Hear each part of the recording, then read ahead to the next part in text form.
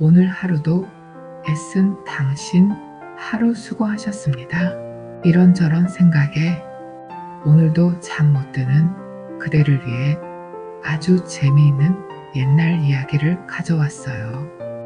편안하게 들으시고 푹 잠드시기 바래요. 두꺼비 사위. 옛날 아주 옛날 호랑이 담배 피던 시절 한 영감이 낚시질을 해서 먹고 사는데 하루는 나가서 종일 낚시질을 해도 고기가 물지 않았습니다. 그렇게 이틀을 나가서 낚시질을 하는데도 물고기 한 마리도 걸려들지 않았습니다. 그리하여 사흘 만에 다시 강가에 나가 낚시를 담가놓고 가만히 앉아 있으려니 낚시줄이 팽팽해졌습니다. 이후 걸렸구나 하여 낚시를 잡아당겼더니 두꺼비 한 마리가 물려 있었습니다. 제기랄 사흘을 굶었는데 겨우 두꺼비야 재수도 없다 하면서도 영감은 두꺼비를 버리지 않고 집으로 가지고 돌아왔습니다. 할멈이 영감을 보며 물었습니다. 오늘은 좀 잡았어? 오늘도 못 잡았는데 해 다 질 무렵 두꺼비가 물렸잖아. 두꺼비의 모습이 다른 두꺼비와 달리 신묘해 보여. 가져왔는데 어디 두고 보자고. 그리하여 두 내외는 두꺼비를 집에다 두고 키웠습니다. 얼마 지난 뒤 신기하게도 두꺼비가 영감에게 말을 하는데 부잣집 셋째 딸에게 장가 보내주시오 하는 것이었습니다. 처음에는 당치도 않은 말이라고 거절했지만 두꺼비가 말을 하는 등 조화를 부리니 할 수 없이 영감이 부잣집 주인을 찾아가서 우리 두꺼비를 셋째 사위로 삼아주시오 하니까 기가 막힌 부잣집 주인은 하인을 시켜 영감을 결박시켜 버렸습니다. 우리 두꺼비를 셋째 사위로 삼지 않으면 이 집은 꼬리째 망해 버릴 것이요. 영감이 이렇게 큰 소리를 치니 주인은 겁이 나서 영감을 풀어주었습니다. 부잣집 주인은 두꺼비 사위는 싫지만 두꺼비가 자꾸 조화를 부리기에 셋째 사위로 삼기로 했습니다. 주인이 셋째 딸에게 두꺼비에게 시집을 가라 하니 아버지도 망령이지 시집 가라면 갈 테지만 첫날 밤에 두꺼비도 죽이고 자기도 죽으면 그만이라 생각하고 승낙했습니다. 그리하여 두꺼비가 벌룩벌룩하면서 장가들러 왔습니다. 식이 끝나고 첫날 밤에 신부가 칼을 내놓으며 말했습니다. 너 죽고 나 죽는다. 그 말을 들은 두꺼비가 말했습니다. 그럴 필요 없이 내가 여기 누울 테니 살가죽만 잘 베시오. 신부가 그렇게 했더니 훤칠하고 훌륭한 신랑이 두꺼비 가죽을 벗고 나오는 것이 아닌가. 첫날 밤을 보내고 내가 다시 가죽 속에 들어갈 테니 처음 같이 꿰매시오. 신부는 시키는 대로 했다. 큰 방에 있는 부잣집 부부는 첫날 밤을 지내는 건너방을 건너다 보면서 아침까지 딸이 안 나오면 꼭 죽은 것이다 하고 한숨 섞어 말했습니다. 아침이 되니 방문이 열리면서 셋째 딸이 화색이 돌아 나오는 것이었습니다. 부모가 셋째 딸에게 물었습니다. 신랑이 두꺼비 아니겠냐? 두꺼비예요. 아버지, 예, 두꺼비 신랑 보기도 싫다. 어서 시집으로 데려가거라. 부모가 진저리를 치며 그렇게 말하자 딸은 네, 가겠어요 하고 두꺼비 신랑과 함께 집으로 돌아왔습니다. 얼마 지난 뒤 장인의 환갑이 돌아왔습니다. 두꺼비와 신부는 처가로 갔습니다. 손님들이 많이 앉아있는 큰 방 윗목에 앉은 장인이 두꺼비를 보고는 넌 뭐 때문에 왔니? 하고 물었습니다. 그러자 두꺼비는 장인 환갑인데 제가 안아보고 되겠습니까?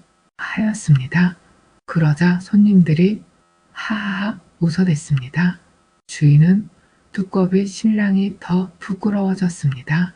손님들이 번갈아 가며 발로 두꺼비를 툭툭 치며 다른 방으로 가라고 했습니다. 두꺼비 사위가 장인에게 말했습니다.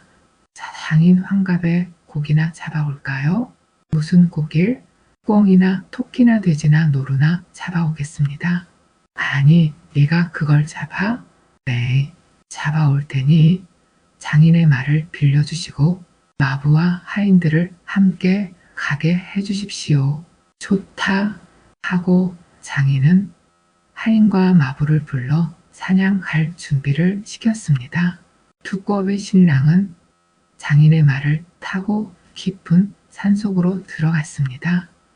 한참 가니까 마당같이 널따란 바위가 있는 곳에서 두꺼비 신랑은 부적 같은 것을 한 장 써서 하인에게 주면서 이 편지를 가지고 저 산등성이를 넘어가면 중이 옷을 벗고 이를 잡고 있을 테니 그 중에게 주어라 하였습니다. 하인이 산등성이를 넘어가니 한중이 우통을 벗고 있길래 종이를 주었더니 읽고 난 다음 알았다. 너 먼저 가거라. 나는 옷을 입고 갈 테니 하고 말했습니다. 그래서 하인은 먼저 돌아왔습니다. 그런데 조금 있다가 꿩이 날아오더니 움직이지 못하는 것이었습니다. 또 토끼가 뛰어오더니 꼼짝 못했습니다. 뒤이어 돼지, 노루도 여러 마리 달려왔습니다. 두꺼비 신랑은 하인들에게 그것을 다 산채로 묶어 말에다 싣도록 했습니다. 그리고 집으로 돌아오는 길에 첫째 사위와 둘째 사위를 만났습니다. 그들도 사냥을 나섰다가 허탕을 치고 돌아오다가 사냥거리를 잔뜩 잡은 두꺼비를 보자 이렇게 말했습니다. 잡은 짐승을 우리에게 주지. 줄 수는 있지만 내 말을 들어야 주지. 이렇게 말하자 그들은 무슨 말이든 들어주겠다고 하였습니다. 그럼 우통들을 벗고 돌아 앉으시오. 둘은 우통을 벗고 돌아 앉았습니다. 두꺼비 신랑은 어깨 축지를 꽉 물어 상처를 낸 다음 짐승을 모두 첫째와 둘째 사위에게 나눠주었습니다.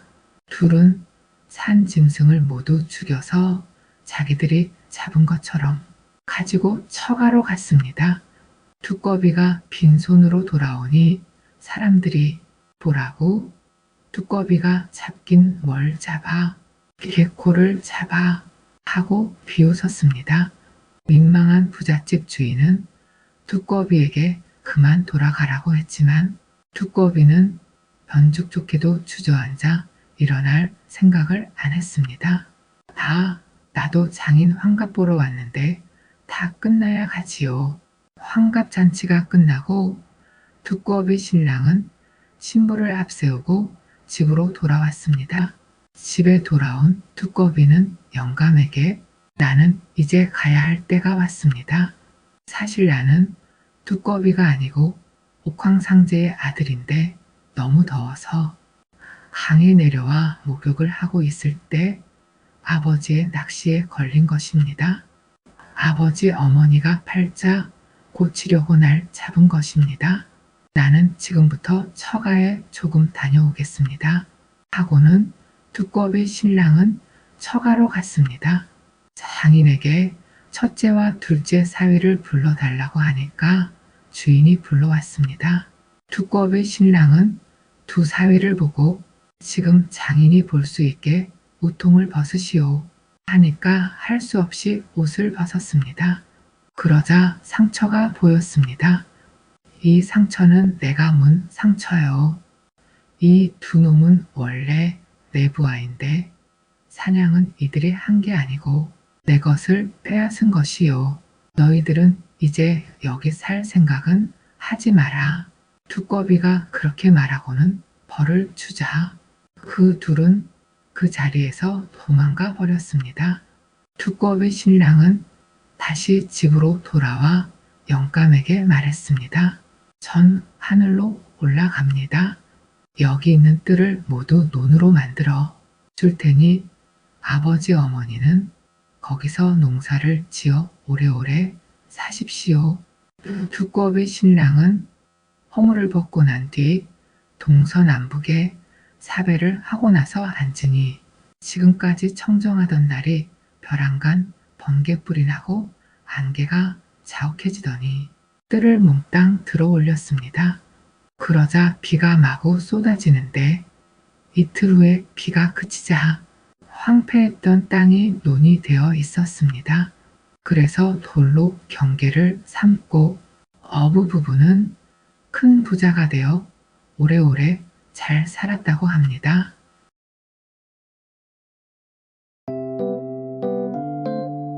옛날 어느 나라에 전쟁터에서 이름난 대장이 있었습니다. 그는 전투에서는 용맹했고 전략에선 번번이 승리를 거두었지만 집에만 돌아가면 얘기가 달라졌습니다. 아내 앞에서는 고개를 조아리고 말끝마다 예 알겠습니다 만 반복하던 그야말로 소문난 공처가였죠. 병사들은 그 사실을 다 알았습니다. 가끔 대장의 부인이 부대로 찾아오면 갑옷을 입은 장수도 어린아이처럼 눈치를 보는 모습에 몰래 웃음을 참아야 했으니까요. 어느 봄날 대장은 병사들이 자신이 공처가라고 생각하고 우습게 보고 있는 것은 아닌가 하면서 갑자기 장난기를 품었습니다. 그는 병사들을 드넓은 들판으로 불러 모았습니다. 그리고는 붉은 기 하나, 푸른 기 하나를 세우게 했습니다. 좋다. 이제 시험을 해보겠다. 아내에게 눌려 사는 자, 곧 공처가는 저 붉은 기 아래로, 아내에게 눌려 살지 않는 자는 푸른 기 아래로 가라. 병사들은 잠시 서로를 바라보았습니다. 어느 쪽으로 가야 할까? 나만 붉은 기로 가면 창피하지 않나? 푸른 기로 가면 집에 가서 혼나지 않을까? 그러더니 하나 둘 붉은 기 쪽으로 발걸음을 옮기기 시작했습니다. 웃으며 가는 자도 있었고 씁쓸하게 고개를 젓는 자도 있었죠. 순식간에 붉은 기 아래에는 사람으로 가득 찼습니다. 그런데 푸른 기 쪽에는 단 한 사람만이 서 있었습니다. 오라, 이 얼마나 장한 일인가. 내가 전쟁터에서는 적을 무찌르고도 집에선 아내에게 지고 사는데 그대는 어찌하여 부인에게 눌려 살지 않는가? 사실은 제 아내가 항상 주의를 주었습니다. 세 사람이 모이면 반드시 이성을 이야기할 것이니 당신은 그런 곳에는 절대 가지 말라. 지금 보니 붉은 기 아래엔 사람이 너무 많습니다. 그래서 저는 푸른 기 쪽으로 온 것입니다. 순간 여기저기서 웃음이 터지고 곧 대장도 크게 웃어버립니다. 하하, 이 늙은이만 공처가인 줄 알았더니 이 부대의 사나이들이 다 똑같구나. 그날 이후 병사들은 전쟁터에서는 호랑이처럼 싸우면서도 집에만 돌아가면 조용히 신발을 가지런히 놓고 아내의 말에 고개를 끄덕였습니다. 전쟁의 승패는 장수가 결정했지만 집안의 평화는 늘 아내가 쥐고 있었던 것이죠. 물 건너가는 스님. 옛날 아주 오랜 옛날에 어느 산골에 커다란 절이 있었습니다. 하루는 어느 상자가 바깥에서 뛰어 들어오며 숨찬 소리로 스님을 급히 불렀습니다. 스님이 매우 놀라면서 왜 그러냐고 물었습니다. 그랬더니 상자가 하는 말이 까치가요, 젊은 박 큰 대추나무에다 집을 짓는데 웬 옷비녀를 갖다 끼워요. 했습니다. 스님이 이상히 여겨나갔는데 상자는 스님에게 올라가서 옥비녀를 꺼내라고 부추겼습니다. 그래 스님은 까치집을 한참 쳐다본 후후 신과 버선을 벗어놓고 손에 침을 바르더니 대추나무를 올라가기 시작했습니다. 이 가지 저 가지를 바꿔 디디며 까치집까지 올라가는 걸 보던 상자는 소리쳤습니다. 저것 보세요. 우리 스님이 까치 새끼를 꺼내 생으로 뜯어 잡수시네요. 하며 절이 떠나갈 듯 고함을 질렀습니다. 절 안에 중들이 일제히 쳐다보니까 대추나무에 있던 스님이 당황하여 급히 내려오다 가시에 온 몸이 찢겨 피투성이가 되어 있었습니다. 다른 스님들에게 변명을 한 후 그 스님은 부끄럽기도 하고 분함을 못 참아 상자를 끌고 들어가 실컷 때려 주었습니다. 그러나 이 상자는 원래 장난을 잘했으므로 스님을 또 골려줄 방법을 생각했습니다. 이번엔 자기가 장난을 한 후에도 책망을 받지 않게 하려고 신중하게 계획을 짰습니다. 때는 가을이었습니다. 어느 날 상자가 절 아래에 있는 동네에서 돌아와 스님 곁에 앉으며 은근히 말을 꺼냈습니다. 저 아랫마을 주막집에 젊은 과부가 하나 살지요. 그래, 지금 소생이 오려니까 과부가 불러서 무슨 일인가 하고 갔더니 절 근처 그 많은 감나무에 열린 감을 혼자만 잡수냐고 물어요. 그래서 그래 대답하길 스님이 그럴 리가 있나요? 스님도 잡수시고 다른 사람도 나눠줍니다. 하였지요. 그래서 그랬더니 과부 말이 스님께 여쭙고 좀 얻어달라고 합지다. 그래? 그럼 먹을 만큼 따다 주려무나. 그리하여 상자는 만족한 듯이 좋은 감을 골라서 따 가지고 내려갔습니다. 아랫마을 과부는 천하미인이라 탐을 내는 사람이 많았습니다. 한편 스님도 그 과부를 은근히 생각하는 눈치였습니다. 그 여자는 겉은 꽃 같으나 속은 얼음과 같이 찬 천하미인이다. 감히 말을 해본 사람도 말소리를 들어본 사람도 없는데 익은 감을 맛보자는 것은 나와 통하자는 것이 아닐까? 그렇다면 감은 나에게 고마운 과일이다. 이같이 속으로 중얼거리며 마음을 조였습니다. 얼마 후에 상자가 웃으며 들어왔습니다. 스님, 감을 갖다 주었더니 어찌나 좋아하는지 모르겠어요. 그런데 그 과부가 또 하는 말이 있어요. 무슨 말인데? 저 불당의 옥병은 스님이 혼자 잡수냐고 물어요. 그래서 모두 나눠 먹는다고 했어요. 대답 잘했다. 그랬더니 스님께 여쭙고 그것을 좀 갖다 달라고 하지 않아요? 상자는 스님의 허락이 떨어지기 바쁘게 불당으로 들어갔습니다. 그리고는 불상 앞에 고이 놓은 옥병을 전부 거두어 가지고 마을로 내려갔습니다. 스님은 또 과부를 생각하며 상자가 오기를 고대했습니다. 그러던 중 저편에서 상자가 오다가 스님 하고 부르고는 절 뒤로 뛰어갔습니다. 스님은 초조한 끝에 쫓아가니 상자는 뒷간으로 들어갔습니다. 탁 쫓던 개가 지붕 쳐다보듯 스님은 걸음을 멈추고 상자가 나올 때만 기다렸습니다. 이윽고 상자가 나오며 아이고 똥 쌀 뻔하였네 하곤 어려운 일이나 한 듯 외쳤습니다. 스님은 자기가 뛴 일이 분하여 어찌된 일이냐고 물었더니 상자는 기색을 살피며 왜 여길 오셨느냐고 했습니다. 네가 뛰어오길래 영문도 모르고 왔지. 소생은 여기까지 올라오시란 게 아니라 말씀을 전하려다 뒤가 급해서 뛰었습니다. 그러면 말이나 하고 오지. 대간절 과부가 뭐라고 하더냐?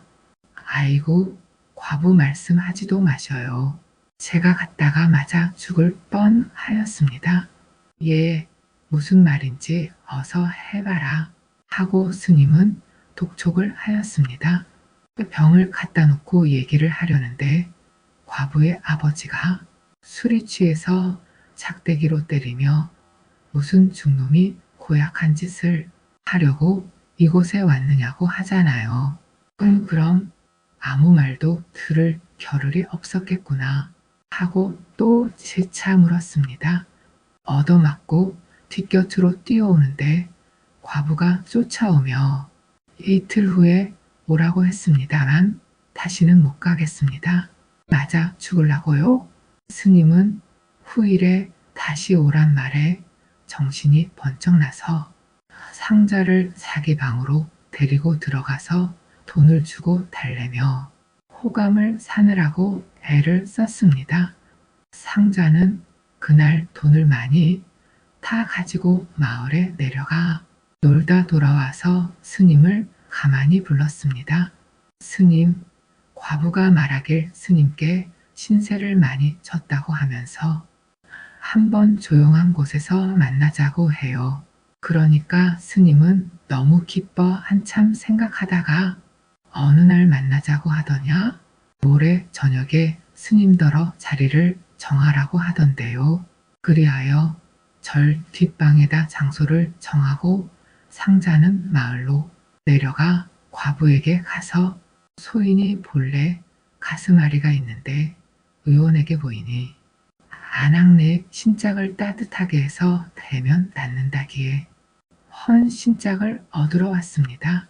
하고 청했다. 과부는 내버릴 신짝은 없고 지금 씻는 것을 줄 테니 어서 병이나 나으세요. 하고 대답했습니다. 상자가 신을 들고 방문 앞으로 기어와 있으니까 방 안에서 과부가 온다. 미인 과부가 온다. 저 과일을 내가 권하면 그녀가 나에게도 권하고 후에는 인사도 하고 내 요구도 들어줄 테지 하고 중얼거리는 소리가 들렸습니다. 그때 상자가 문을 벌컥 열고서 다 틀렸어, 다 틀렸어 하고 말하였다. 스님이 영문을 몰라하니 상자는 과부가 오다가 스님이 중얼거리는 것을 듣고 여러 사람이 논다고 대단히 노하고 돌아가는 것을 붙잡지 못하고 신짝만 주워 가지고 왔어요. 하고 신짝을 보였습니다. 다 잘된 일이 틀린 것은 모두 스님의 탓입니다. 하며 스님을 원망했습니다. 이를 듣고 있던 스님은 큰 실수나 한 듯이 옳다. 요놈의 주둥아리가 죄다. 몽둥이를 때려라. 하고 얼굴을 상자 앞으로 내밀었습니다. 이것을 본 상자는 올소이다 하며 옆에 있는 목침으로 갈기니 스님의 이빨이 몽땅 빠졌습니다. 상자는 여지껏 잘 속였으나 앞으로도 계속해서 스님을 속일 궁리를 하였습니다. 어느 날 스님에게로 가서 아랫마을 과부가 말씀 좀 전해달라고 해요. 지난번에 왔다가 스님이 혼자 말씀하신 것인 줄 모르고 그냥 간 것이 미안하다고 하면서 다시 뵙도록 해달라고 하세요. 어떻게 만나자고 하든 하며 스님은 바싹 다가 앉았습니다. 상자는 뻐기면서 이번에는 자기가 조용한 예쁜 내로 처소를 정했으니 이 약을 잡수시고 오시래요. 이 약은 왕성한 약이래요. 라고 말했습니다. 스님은 1초가 새롭게 고대하다가 먼저 가서 기다리고 있었는데 이상하게 배가 꿈틀거리더니 설사가 날 듯 했습니다. 참다 못해 무릎을 꿇고 발뒤꿈치로 병고를 괴고 있는데 과부가 문을 열고 들어오다가 사람이 들어오는데 괴이하게 앉아서 일어나지도 않아 하며 스님을 두 손으로 떼밀었습니다. 자빠진 스님은 똥을 빠락 싸고 고개도 못 든 채 기어 나왔습니다. 이 설사는 상자의 흉계로 약이 아니라 날 콩가루를 주었기 때문이었습니다. 그걸 물과 마시면 당장 설사가 나는 것이었습니다. 한편 스님은 이런 사연도 모르고 겨우 자기 방으로 들어와서 이놈의 배, 이놈의 배 하며 주먹으로 자기의 배를 때렸습니다. 이를 본 중들은 견딜 수 없는 냄새가 나도 유구무원이었습니다. 이 스님처럼 자기의 양심에 어긋나는 욕심을 억지로 채우려다 가는 곳마다 봉변을 당하는 것을 가리켜 물 건너는 중이라 부른다고 합니다. 소선비 이야기. 옛날 아주 옛날 어느 시골에 소씨 성을 가진 가난한 선비가 살고 있었습니다. 어렸을 때 부모를 한꺼번에 잃었고 어른이 되어 장가를 갔는데 이번에는 애써 얻은 아내마저 자식 하나 낳지 못하고 세상을 떠났습니다. 게다가 의지할 만한 일가 친척도 없어서 그야말로 혈혈단신 외로운 신세가 되어 버렸습니다. 소선비는 견디다 못한 끝에 차라리 죽느니만 못하구나 라고 결심했습니다. 그러나 막상 죽으려 하고 보니 그 방법이 여간 어렵지 않았습니다. 이럴 때 마침 어느 곳 뒷산 깊은 곳에 사나운 호랑이가 나타나서 낮에도 사람을 잡아먹는다는 소문이 떠돌았습니다. 옳지, 호랑이 밥이 되는 게 빠르다. 소선비는 험한 산골길 30리를 서둘러 기어 올라갔습니다. 그리고 수목이 울창한 곳을 골라 바위에 걸터 앉았습니다. 밤이 차츰 깊어 달빛이 어렴풋한데 늦가을 찬 바람이 나뭇잎을 흔들어 떨구기 시작했습니다. 그러나 죽음을 각오한 소선비는 숲속 어두운 곳을 박힌 듯 바라보고 있었습니다. 이왕이면 빨리 호랑이한테 물려 죽으려고 그것만 기다리는 것이었습니다. 이렇게 얼마쯤 지났을까요? 앞쪽에서 무엇인가 시커먼 그림자가 나타나더니 한번 멈칫했다가 다시 차츰 가까이 오기 시작했습니다. 소선비는 이제 오는구나 라고 생각하고 조용히 앉아 있었습니다. 그런데 앞으로 오는 그림자는 호랑이가 아니라 활을 맨 사냥꾼이었습니다. 대체 누구신데 이런 위험한 곳에 혼자 앉아 계십니까? 하고 사냥꾼은 소선비의 담력에 고개를 설레설레 흔들었습니다. 지나가는 나그네요. 다리가 아파서 잠깐 쉬고 있으오. 소선비가 대답했습니다. 그 말과 태도가 하도 태연스러워서 포수는 정말로 놀랐습니다. 여기서는 사람 잡아먹는 호랑이가 나오는 곳인데 그래 무섭지 않습니까? 무섭지 않소. 걱정 말고 어서 볼 일이나 보러 가시오. 무섭기는커녕 그 호랑이를 기다리는 중이었는데 그래도 차마 사실을 말 못하고 귀찮다는 듯이 한 말이었습니다.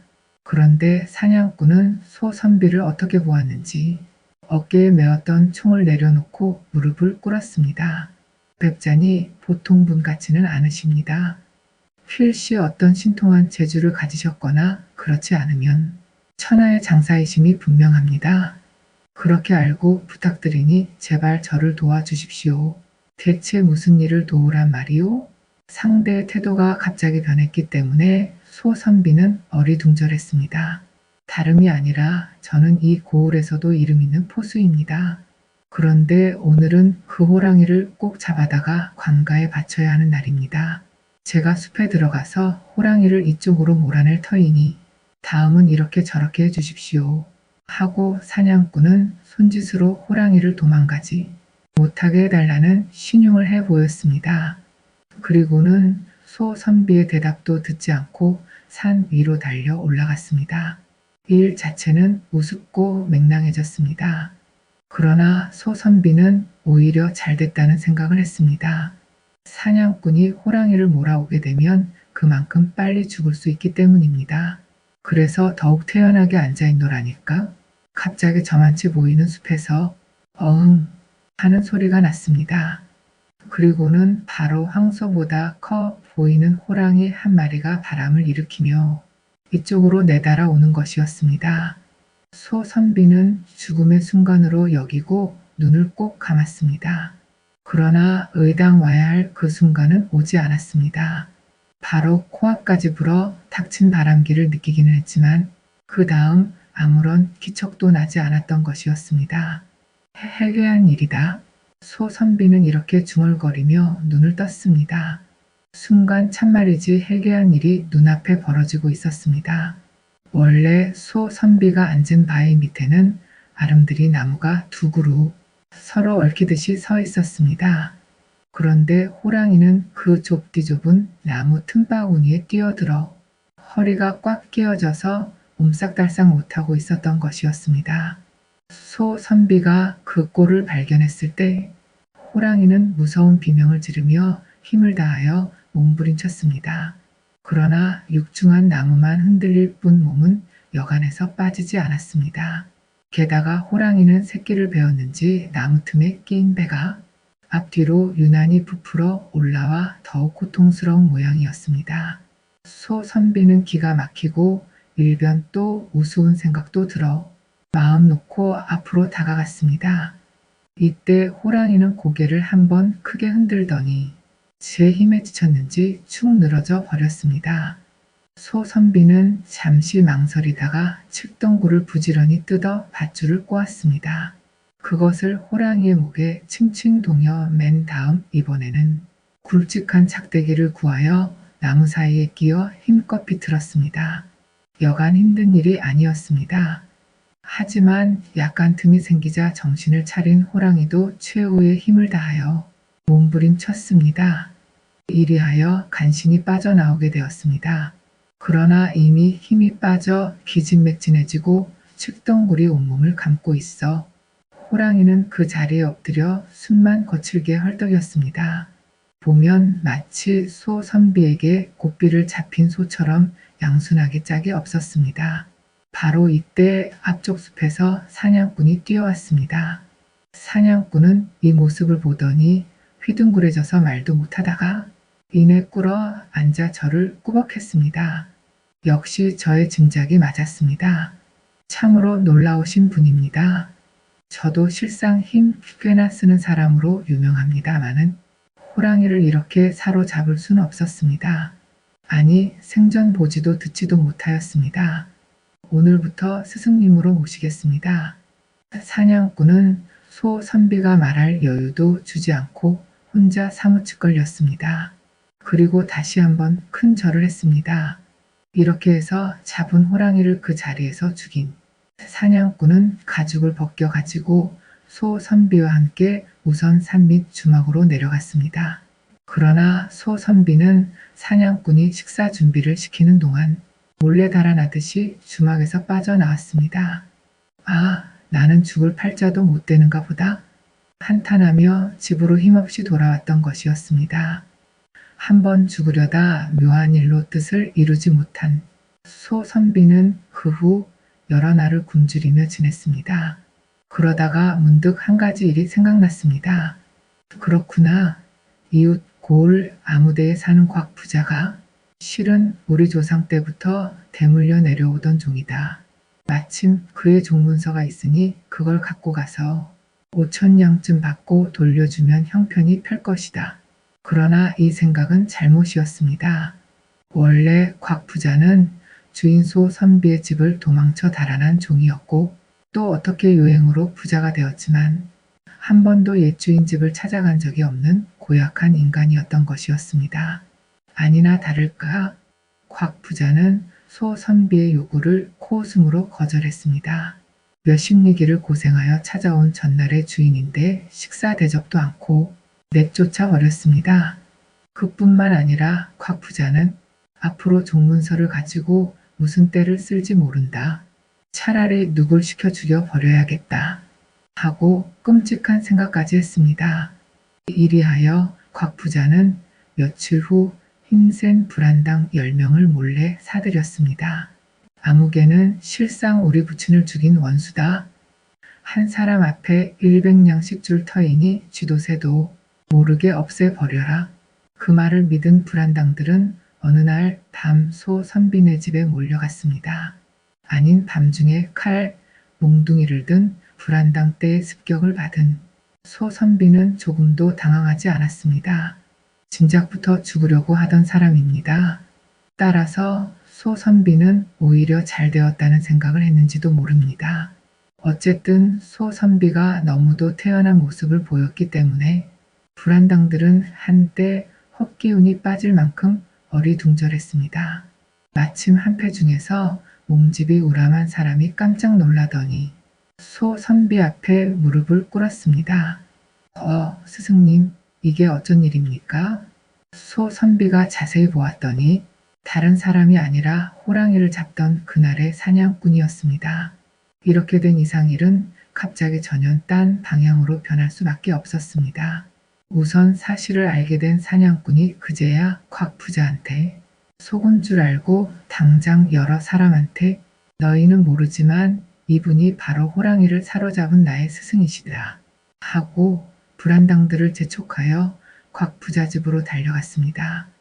그리고 애초 소 선비의 요구대로 돈 5,000냥을 얻어내어 종문서와 바꾸게 했습니다. 그런 후부터 사냥꾼은 소 선비를 정말 스승처럼 섬기고 소 선비는 사냥꾼을 집사로 하여 편안하게 오래오래 잘 살았다고 합니다. 꽤 많은 미녀. 옛날 아주 옛날 호랑이가 담배 피던 시절에 어느 시골에 예쁘고 효성이 지극하기로 소문난 아가씨가 있었는데 갑자기 부모를 잃고 혼자 살게 되었습니다. 인물 좋고 솜씨 좋고 효성 또한 지극한 아가씨였으니 자연 여러 곳에서 청혼이 들어왔으나 그 아가씨는 부모의 3년상이 끝날 때까지는 시집갈 생각이 전혀 없다고 거절했죠. 아름다운 처녀가 혼자 살고 있다는 소문을 듣고 마음씨 고약한 사내 하나가 자기가 한번 그녀를 꿰어보겠다고 마음먹었습니다. 사내는 그녀를 찾아가서 온갖 선심을 다 써가면서 꿰어봤으나 그녀는 쳐다보지도 않았죠. 화가 난 사내는 위협까지 했으나 그녀의 마음을 움직일 수는 없었어요. 그래서 최후 수단으로 밤중에 찾아가서 강제로라도 제 아내로 삼아보겠다고 결심했습니다. 그러나 사내의 속셈을 미리 알아챈 아가씨도 국리 끝에 무슨 생각을 했는지 큰 개를 물동이에 넣고 부엌 아궁이에는 생밤을 묻어 놓았습니다. 그리고 다시 뜰에는 개똥을 잔뜩 주워다 놓고 대들보에는 절구통을 달아 내두었죠. 마당엔 멍석을 펴두고 그 옆엔 지게를 놓아 두었습니다. 드디어 밤이 되고 비치던 달빛마저 구름에 가려지고 사방이 고요해지자 사내는 살그머니 살인문을 열고 마당으로 들어섰습니다. 잠시 후 불이 꺼진 아가씨의 방문을 열려고 했으나 아가씨는 문고리를 잠그고 열지 않았습니다. 사내는 완력을 써서 문고리를 빼고 방으로 들어갔습니다. 아가씨도 이제는 어쩔 수 없게 되었습니다. 사내는 그녀의 몸을 덮치려 했죠. 그녀는 나직한 목소리로 사정을 했습니다. 당신이 내 얼굴이 고와서 반한 거라면 불을 밝히고 내 얼굴을 보아야 할 것이 아닌가요? 하고 속삭였습니다. 사내는 과연 그렇다고 생각하면서 부엌으로 불씨를 가지러 갔습니다. 사나이는 불을 밝히기 위해서 반짝이는 불빛이 있는 아궁이로 가서 불씨를 뒤적이며 입으로는 바람을 불어넣었습니다. 그 순간 재 속에 묻어두었던 바말이 익어서 탁 하고 튀는 바람에 사내는 눈을 한데 얻어맞고 말았습니다. 그리고 온통 잿가루로 뒤범벅이 되었습니다. 사내는 갑작스런 일에 놀랐을 뿐 아니라 앞도 보이지 않고 얼굴이 화끈거려 견딜 수가 없었습니다. 사내는 어둠 속에서 물동이를 찾았습니다. 찬물로 씻으면 뜨거운 기운이 없어질 것 같아서 두 손으로 부뚜막을 더듬자 물동이가 손에 닿았습니다. 그래서 물을 뜨려고 손을 넣는 순간 계란 노미 손가락을 꽉 물었습니다. 어이쿠 하며 사내는 견딜 수 없는 아픔에 펄쩍 뛰다 엉덩방아를 찧었습니다. 사내는 아차 속았다는 생각을 하니 화가 치밀었습니다. 그래서 방에 들어가서는 그녀를 죽여버려야겠다고 생각했습니다. 사내는 부엌에서 나왔습니다. 화도 나고 급하기도 해서 빨리 발을 내딛다가 그만 개똥을 밟아 미끄러졌습니다. 엉덩방아를 찍어 아프기도 하거니와 냄새도 고약해서 더욱 화가 치솟았습니다. 사내는 벌떡 일어나 마루로 올라섰습니다. 그 순간 대들보에 달아 내두었던 절구통에 이마를 부딪히면서 무거운 절구통이 아래로 떨어졌습니다. 사나이는 마당으로 뒹굴어 떨어지면서 기절을 하고 말았습니다. 이때 하늘도 아가씨를 도우시는지 마당에 펴져 있던 멍석은 사내를 똘똘 말고 지게는 그 멍석을 쥐고 저절로 가더니 개울 낭떠러지에다가 사내를 내던져 버렸습니다.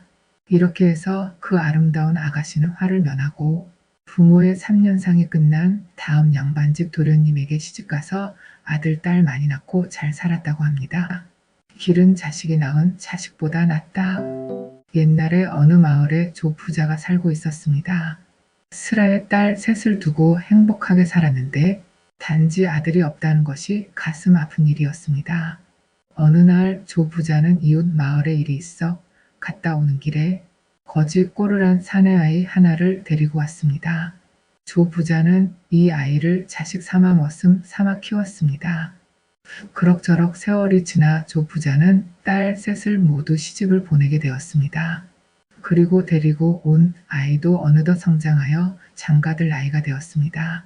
그 아이는 비록 데리고 온 아이였지만 성심을 다하여 조부자를 모셨고 부모와 같이 대하는 마음은 딸들에 못지 않았습니다. 그러나 그 마음을 모르는 조부자는 너도 이제 장가들 나이가 되었구나. 그동안 너에게 정도 들었다마는 어차피 너는 내 혈육이 아니니 이제 장가를 들거든 내 사람과 함께 이 집을 나가 다른 데 가서 살거라. 조부자는 그렇게 말하고는 그 아이를 참한 여인에게 장가를 보내 약간의 돈을 주어 쫓아내다시피 했습니다. 그리고 딸 셋을 집으로 불렀습니다. 조부자는 그 자리에서 딸들에게 토지 문서를 갈라주면서 말했습니다. 이제 재산을 너희들에게 다 주었으니 난 이제 너희들에게 얹혀서 살아야겠다. 딸들은 재산이 탐이 나서 아버지 그렇게 하셔요. 아버지가 좋아하시는 것은 무엇이든지 해드리겠습니다. 라고 콧소리를 했습니다. 딸들의 말에 조부자는 흐뭇한 마음이 되었습니다. 그리하여 제일 먼저 큰딸네 집으로 갔습니다. 그런데 며칠간은 잘해주는 듯 했으나 열흘이 가지 못해 큰딸이 하는 말이 아버지 둘째 집에 가서 며칠 쉬시다 오시지요 하는 것이었습니다. 그리하여 조부자는 둘째 딸 집으로 갔습니다. 둘째 딸도 처음은 잘해주는 듯 했으나 며칠 지나지 않아 싫은 눈치를 보이면서 아버지 막내 집에 한번 가보셔요 하고 말했다. 조부자는 괘씸하고 분하나 아무 말 없이 막내에게 갔는데 이 막내 역시 며칠간은 대접이 좋더니 나중에는 구박이 심했습니다. 분한 마음을 안고 막내딸 집을 나온 조부자는 옛날 살던 집으로 돌아오고 말았습니다. 하루 종일 방 안에 앉아서 생각을 이리저리 굴리고 있던 조부자는 주워다 키운 아들 생각이 났습니다.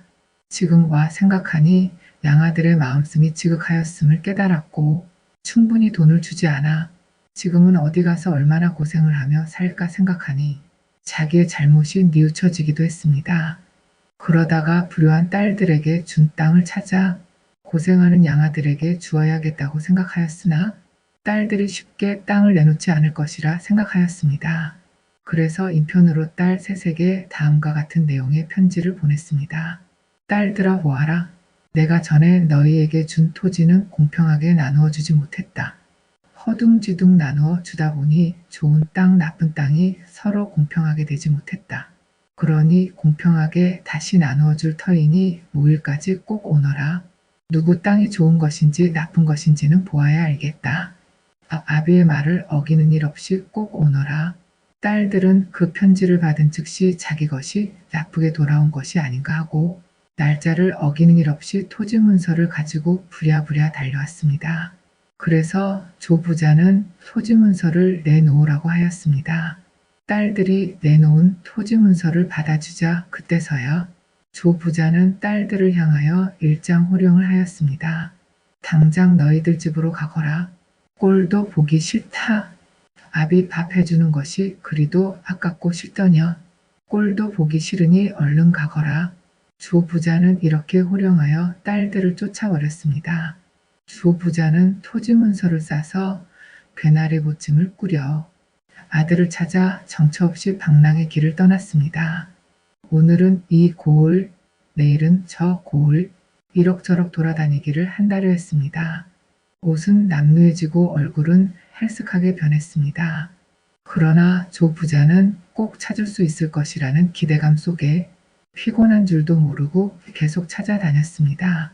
때는 점심 나절, 오늘은 이 고을에서 한번 찾아볼까 하는 생각으로 초라해진 모습으로 조 부자는 어느 마을에 찾아 들어갔습니다.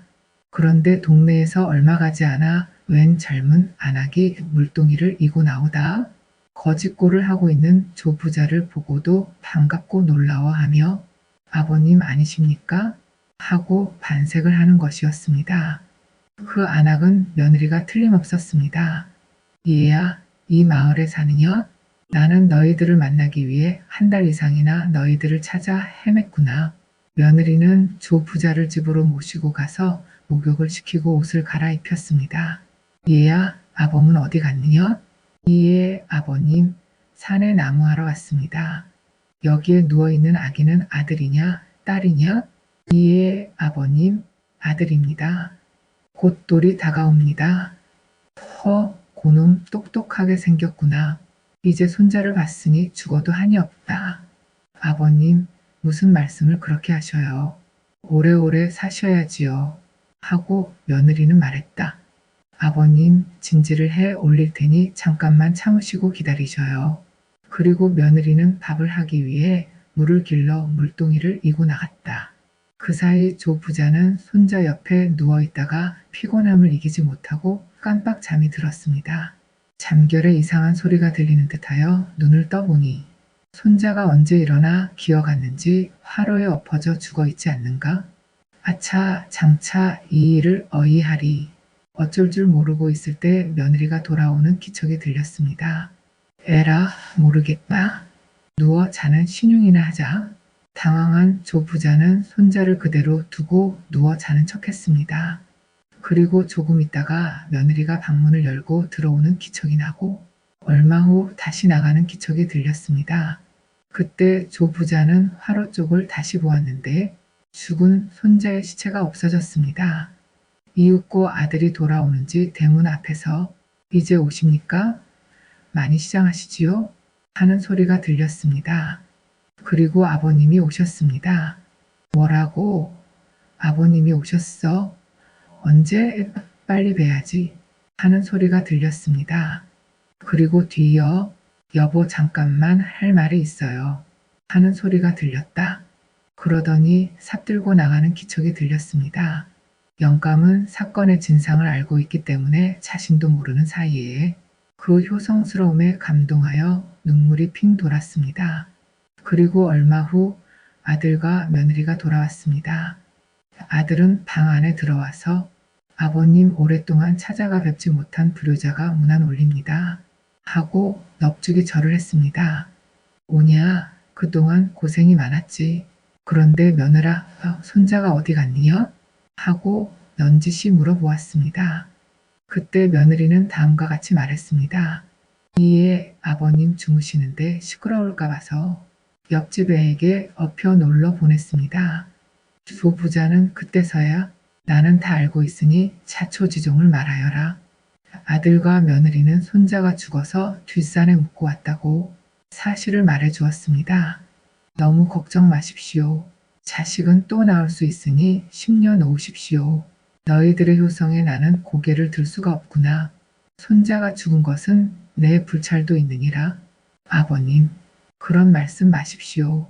아버님의 불찰은 조금도 없습니다. 아들 내외는 진심으로 그렇게 말했습니다.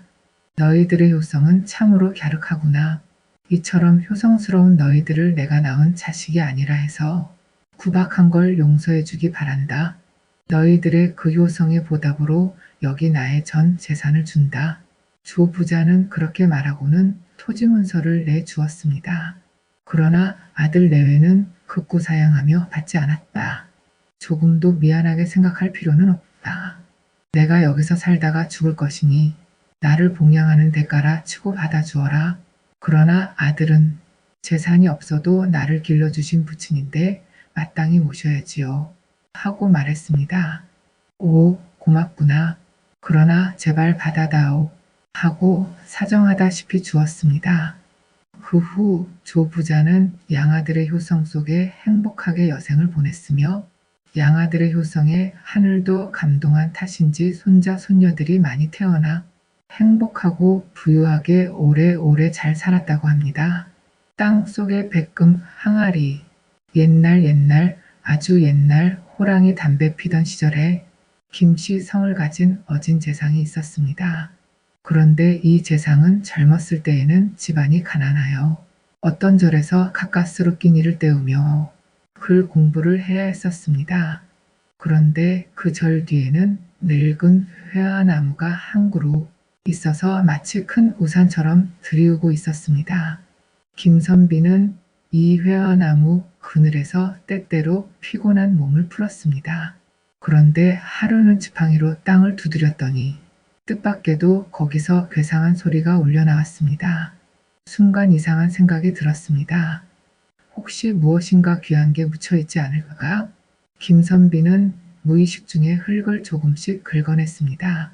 그러자 얼마 안 파서 큰 항아리가 한꺼번에 3개가 나왔습니다.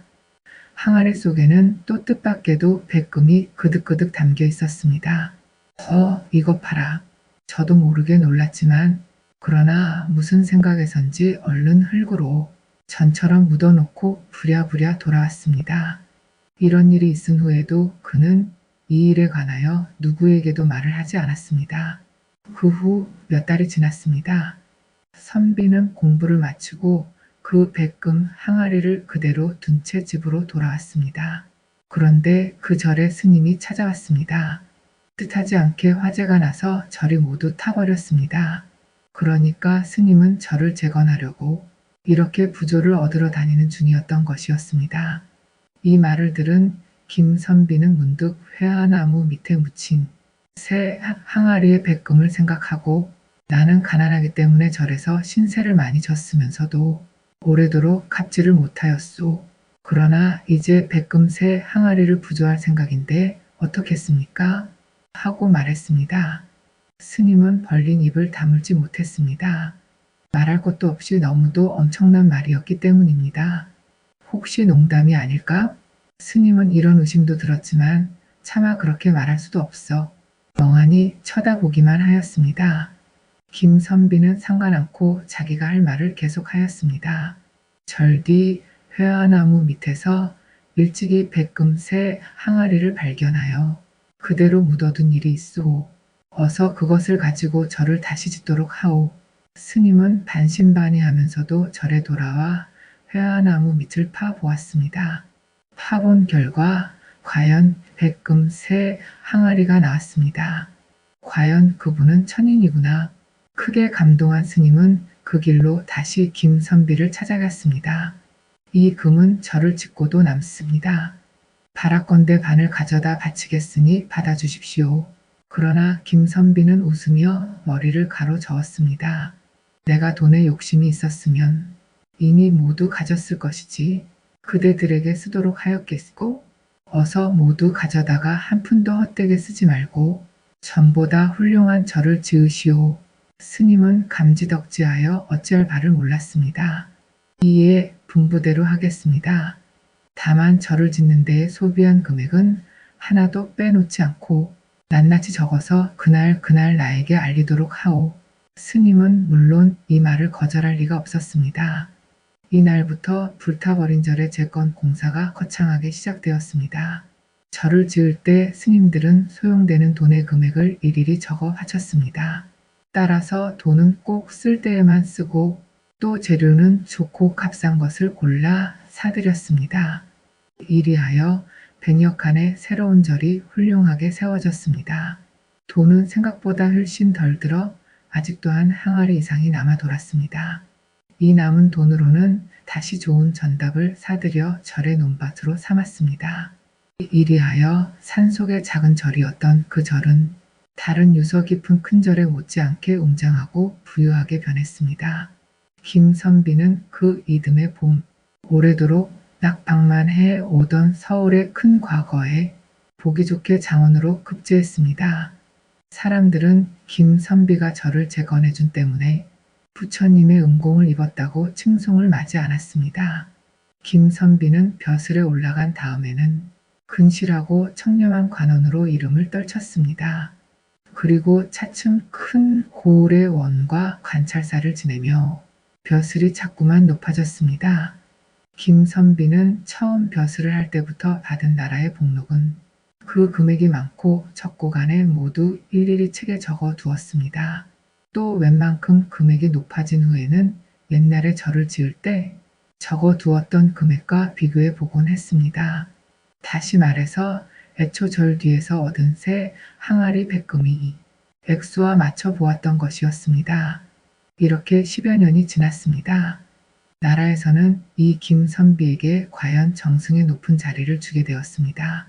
그런데 재상에 오른 지 얼마 안 되어 김선비는 갑자기 집안 식구들을 한자리에 모아놓더니 이런 말을 했습니다.